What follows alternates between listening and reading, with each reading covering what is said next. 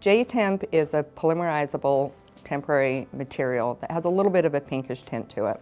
It's nice because it doesn't require an adhesive to be placed. It's self-leveling.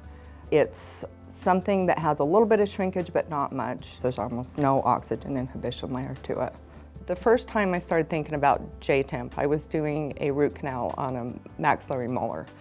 And the lingual cusp, the mesiolingual cusp, had completely fractured below the gingiva, and I was just really struggling to get isolation before I irrigated the canals.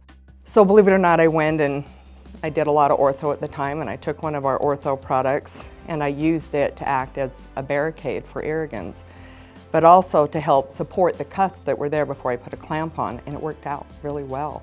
I thought about doing some composite and bonding, but when you get down below the gingiva and you try doing etch and then adhesive and everything, and this is newly fractured, you're just not going to get an isolation. I wanted something I could place and leave. So that was kind of the first indication that it would be nice to have something different.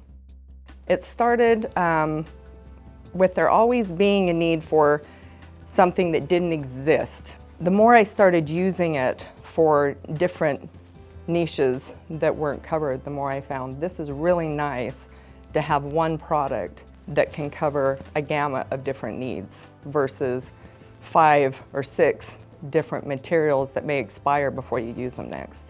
If anybody's had to move a dental office, you'll find out it's 10 times worse than moving a home.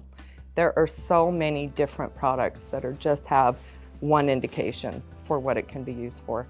Although I started with the molar situation for a barrier for irrigants, I started thinking, what can be used to solve these other problems and still cover all of those situations that I was struggling with? The more we started playing with the chemistries and the viscosities of the J-Temp, the more we found, you know what? This is going to work for a gamut of things. We don't have to have multiple different chemistries to do that.